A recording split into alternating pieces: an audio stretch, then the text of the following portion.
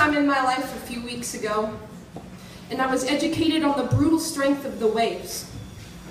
I was knocked off my board and thrown around and force-fed ocean water in a wrestling match to catch a 10-second tide that would lead me safely back to shore. It was one of the hardest things I've ever done. And that was the day I finally understood why the sea of liquor you swam in swallowed you whole. That was the day I learned your sobriety surfboard was composed of nothing more than Coors Light cardboard boxes. That was the day I realized nobody ever taught you how to swim. And that every day as you paddled out into the deepest part of your addiction, every bottle you threw into the water was its own anchor dragging you under the surface. Excuse me, I'm really nervous.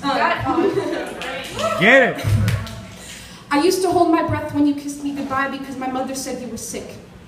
And I remembered how whenever my classmates showed up to school sick and we breathed the same air, they would always get me infected. Then she told me, my darling daughter, 3 days of rest and chicken noodle soup can't cure a dying liver. This is a sickness you should try to never, ever catch. I used to have crippling anxiety attacks after one drink because I was convinced I couldn't ride those waves. I used to hate you for clouding the water because I couldn't see how deep your death sank into my mind. But I went surfing for the first time in my life a few weeks ago, and I was educated on the brutal strength of the waves. That was the day I finally understood how to float.